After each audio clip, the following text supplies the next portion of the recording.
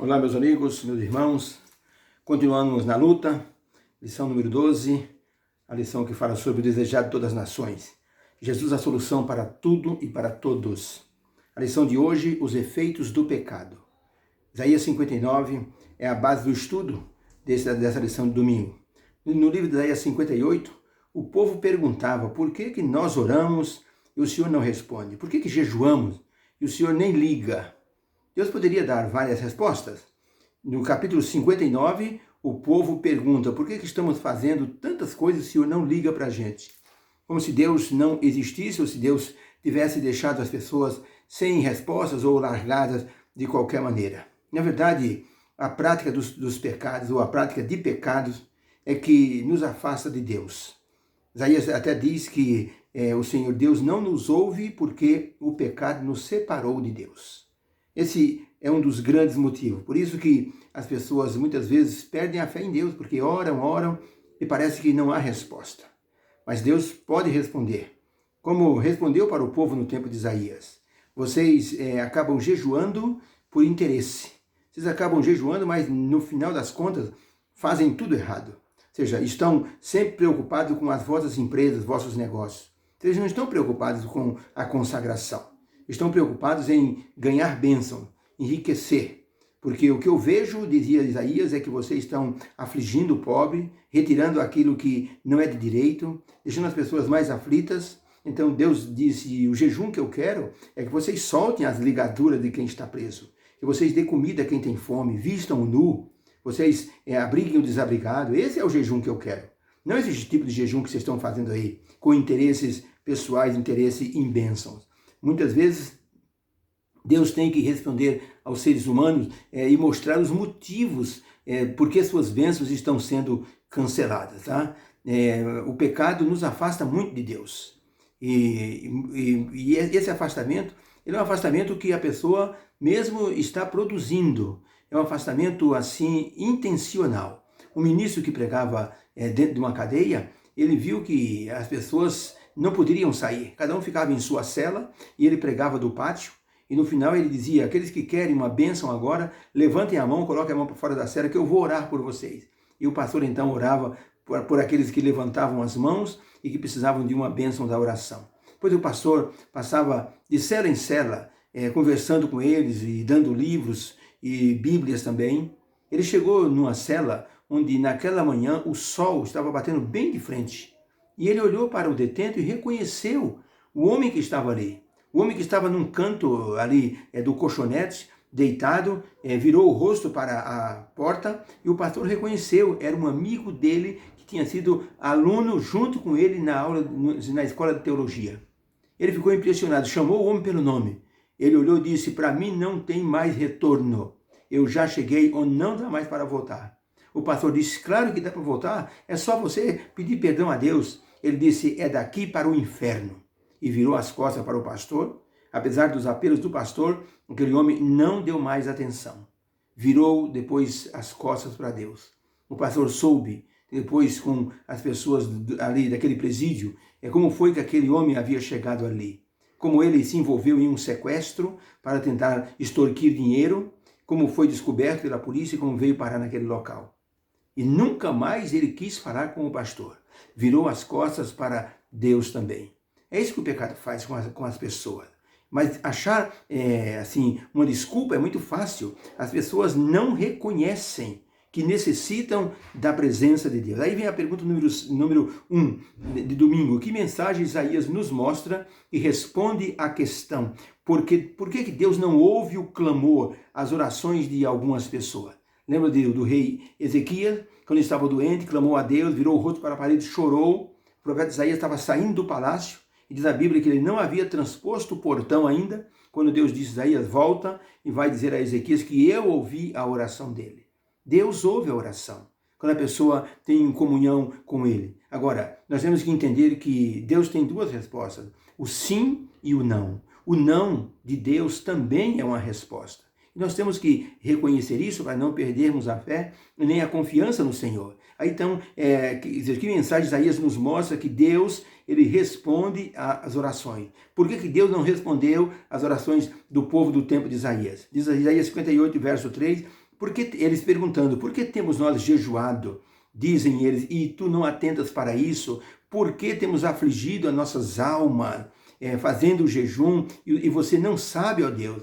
Eis que no dia, Deus responde, eis que no dia em que vocês jejuais, vocês continuam fazendo tudo de errado, exigindo até que se façam os vossos trabalhos. Isaías 59, verso 1 e 2, eis que a mão do Senhor não está encolhida para que não possa salvar, nem surdo o seu ouvido para que ele não possa ouvir, mas as vossas iniquidades fazem separação entre vós e o vosso Deus. E os vossos pecados escondem o rosto de Deus daqueles que pedem, mas não são sinceros. Então Deus respondeu ao povo de Israel que questionava assim uma ação de Deus, que questionava a atenção divina. E Deus disse, eu não respondo, porque os pecados de vocês, os pecados cometidos de forma desafiadora e conscientemente fazem a separação entre o pecador e Deus. Uma coisa é a pessoa pecar envolvido por uma tentação que ele foi absorvido ali. Outra coisa é a pessoa pecar de forma intencional. A pessoa olhar, a pessoa maquinar, a pessoa planejar, projetar e executar. Isso é um pecado consciente. E a grande maioria dos pecados são conscientes. A pessoa sabe que é errado e se aventura. Deus só ignorou o povo de Israel e seus rituais, porque eram pecadores contumazes. Eles faziam sempre porque queriam as coisas. Eles diziam uma coisa e executavam outra coisa. Ou seja, se fingiam de santos e consagrados, mas executavam obras totalmente erradas. Eram chamados de cadáveres espirituais. Um navio que estava no Oceano Atlântico, ele de repente viu um bloco de gelo enorme, que o navio desviou dele, se partir no meio pela ação do sol. E de dentro desse bloco de gelo, um navio foi liberado, estava aprisionado naquele iceberg, naquele bloco de gelo. Aquele navio, assim, começou a flutuar. Havia desaparecido, havia 30 anos, aquele navio. E o comandante do navio que estava passando, já era antigo, viu aquele navio e disse, eu lembro desse navio. Procurou nos registros, desaparecido fazia 30 anos. O navio então foi assim abordado, foi jogar uma corda, prender o navio, e o capitão do navio que ia passando entrou no navio sinistrado e ficou impressionado. Todos os marinheiros estavam congelados, pareciam que estavam vivos, mas estavam mortos, congelados. O capitão daquele navio estava assentado na mesa com o olhar para frente, segurando uma caneta. O rapaz do leme, o timoneiro que era chamado, estava ainda segurando o leme com o olhar para frente, como se estivesse olhando para o horizonte.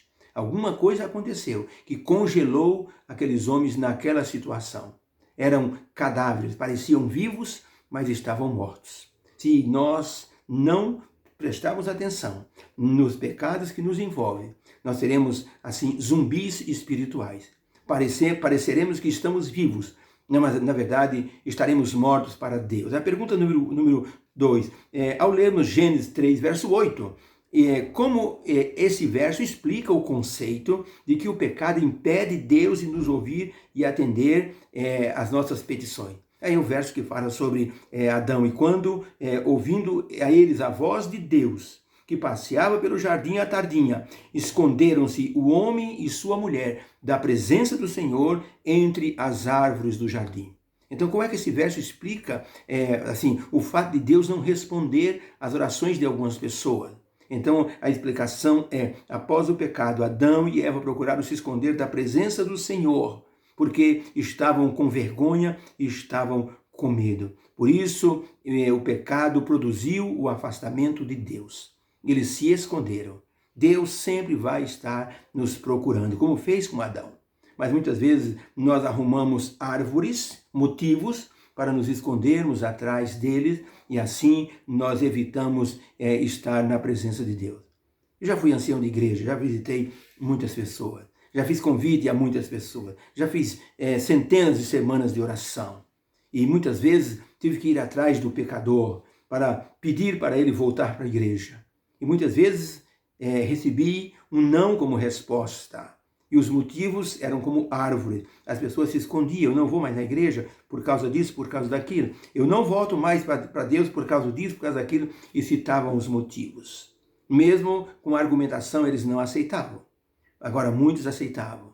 Muitos, assim, voltavam a Deus e se entregavam a Deus outra vez. Como Adão foi chamado, depois ele se aventurou a estar na presença de Deus, houve aquele diálogo, e Deus, então, não abandonou os seus filhos. Ellen White, ela fala o seguinte, no livro Conselhos sobre Saúde, na página 429, o seguinte: é a transgressão nas pequenas coisas, o que primeiro afasta Deus da alma. Pelo único pecado de participarem do fruto proibido, Adão e Eva abriram as comportas da desgraça sobre o mundo. Percebeu? São as pequenas coisas, é a transgressão nas pequenas coisas. A gente vai de pecadinho em pecadinho. Salomão diz assim: ai das raposinhas que destroem os vinhedos. São as pequeninas coisas que a gente vai deixando passar devagarinho, que a gente vai sendo conivente com pequenos pecadinhos. De repente, nossa fortaleza moral e espiritual, ela é destruída.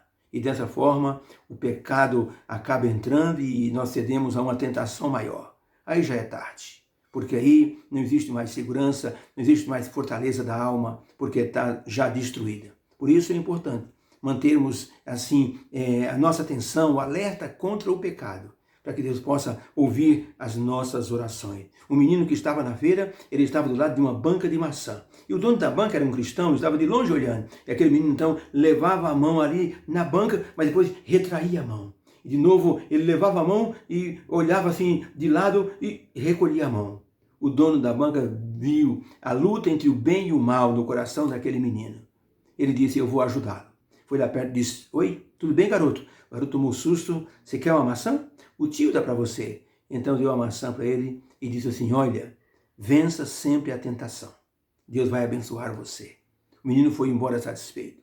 Ali estava uma forma graciosa de ensinar alguém a vencer a tentação, a estar nos braços de Deus. Que Deus possa abençoar a sua vida, possamos ser felizes, mesmo com as circunstâncias que nos envolvem. Muitas vezes nós oramos a Deus pela cura de um ente querido e não recebemos uma resposta agradável como nós queremos. Não quero dizer que você é um pecador, se as pessoas que estão orando eram pecadores e Deus não atendeu ninguém. Temos que entender que Deus tem a forma certa de dar a resposta às nossas petições. Só precisamos confiar plenamente em suas promessas, em suas mãos.